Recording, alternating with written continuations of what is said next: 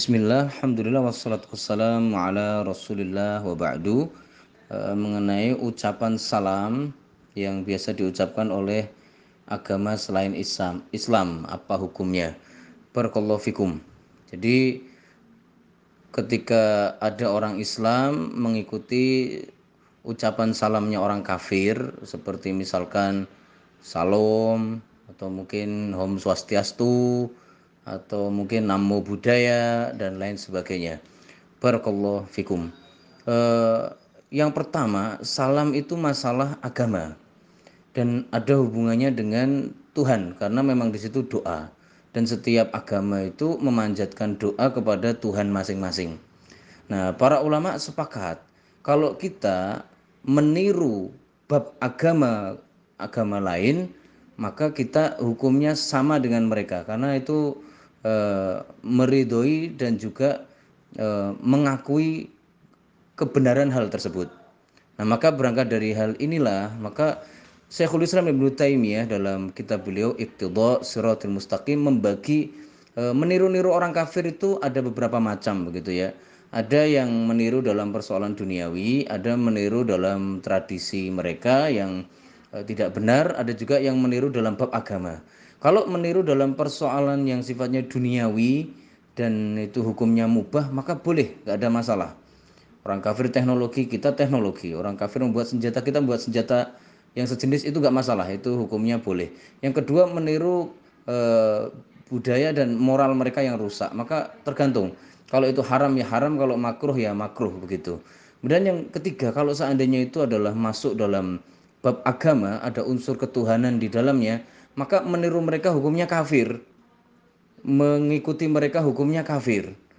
Nah, berangkat dari sinilah hukum mengikuti salamnya orang kafir atau mengucapkan salam yang biasa diucapkan oleh agama lain, maka di sini secara tidak langsung sudah ada pengakuan terhadap Tuhan-Tuhan mereka.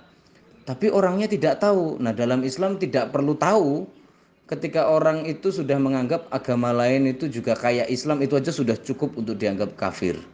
Seperti itu ya, karena sudah menyelisih Al-Quran, inna dina indallahil Islam, sesungguhnya agama yang benar di sisi Allah itu hanya Islam.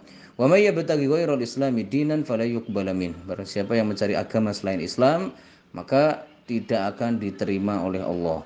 Terus kemudian selain itu juga orang-orang yang mengikuti atau meniru, maka masuk dalam sabda Rasulullah SAW dari Ibnu Umar, man tasyabbaha biqaumin fahuwa minhum. Barang siapa yang meniru-niru suatu kaum, maka dia itu termasuk kaum tersebut. Atau dalam riwayat yang lain, man katsara sawada qaumin fahuwa minhum. Barang siapa yang memperbanyak jumlah suatu komunitas, maka dia masuk dalam kelompok tersebut. Nah, berangkat dari sinilah maka mengucapkan salam seperti salamnya orang kafir. Yang pertama, secara akidah itu berpotensi kufur, ya, berpotensi keluar dari Islam, walaupun orangnya tidak tahu, walaupun niatnya cuma demi mempertahankan pekerjaan, walaupun niatnya cuma biar dibilang tidak radikal mungkin, agar dibilang toleran atau mungkin barangkali dianggap moderat dan lain sebagainya, maka itu niatnya semuanya sudah niat yang kufur. Kemudian yang kedua, seorang muslim apabila telah masuk Islam lalu dia juga mengakui Tuhan selain Allah, maka itu namanya musyrik. Itu sama seperti kesyirikannya orang-orang Arab jahiliyah. Mereka nyembah Allah tapi juga nyembah Tuhan-Tuhan selain Allah. Yang ketiga, meniru orang kafir dalam bab kesyirikan dan kekafiran, hukumnya kafir. Seperti itu. Nah, berangkat dari sinilah maka seorang muslim hendaknya menghindari sebisa mungkin yang namanya salam khas agama mereka. Adapun kalau ucapan semisal selamat pagi, selamat siang, selamat malam, maka itu mungkin masih ringan, tidak sampai dihukumi kafir begitu ya. Karena kan tergantung yang mengucapkan begitu. Tapi kalau sudah pakai lafadz dan redaksi yang ada di agama lain, jelas tujuannya sudah pasti. Ya, ketika mengucapkan namo Buddhaya itu pasti tujuannya Buddha. Gak mungkin Allah.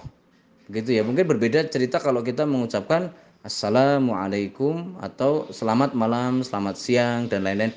Itu masih mungkin niat kita adalah ke Allah begitu ya. Dan itu juga tidak bisa dimonopoli sama agama-agama tertentu. Memang itu salam jahiliyah aja kita bilang begitu ya. Sebagaimana orang Arab dulu biasanya seperti syairnya Antarah, beliau mengatakan bahwa immis sabahan. Orang Arab biasa mengucapkan kalau pagi itu ya immis sabahan, yang artinya adalah selamat pagi, seperti itu ya, selamat pagi lah dalam bahasa kita. Dan itu hanya jahiliyah saja, tapi nggak sampai kufur begitu, karena di dalamnya tidak mengandung unsur Tuhan sama sekali, atau mungkin netral dan tergantung siapa yang make begitu. Maka dari itulah bahaya, dan benar-benar bahaya kalau sampai orang Islam di di dalam salah satu aktivitasnya harus mengucapkan salam ala orang kafir, ya, naudzubillah tsumma naudzubillah. Jadi harus dihindari dan tidak ada dispensasi, ya, karena memang ini sudah nyambung betul sama persoalan akidah dan juga masalah ketuhanan, ya, sehingga tidak ada toleransi dan juga nggak ada solusi untuk dirubah atau bagaimana, tidak ada, ya. Hanya pilihannya kalau mengucapkan berarti siap untuk keluar dari Islam, kalau nggak mau mengucapkan berarti pilih kalimat lain yang mungkin masih ditolerir oleh syariat begitu, misalkan kalimat selamat pagi, selamat siang, tapi mungkin itu nilainya hanya dosa. Barangkali kalau seandainya memang terpaksa, apa boleh buat, hanya sekedar itu. Kalau mau pakai salam, salam ala Islam, silahkan juga. Misalkan assalamu ala manittaba'al huda, semoga kesejahteraan dilimpahkan pada siapapun yang mengikuti petunjuk. Itu juga hukumnya boleh kalau seandainya mau. Nah, tapi ini mungkin perlu dicatat juga, kalau seandainya kita ini mau memberi salam, di situ ada orang muslim, ada orang musyrik, ada orang kafir, nggak apa-apa kita salamnya assalamualaikum warahmatullahi wabarakatuh, walaupun di situ campur-campur. Sebagaimana hadis yang sangat terkenal dari Rasulullah SAW, beliau suatu ketika melewati beberapa orang, di situ ada orang musyrik, ada orang muslim begitu ya.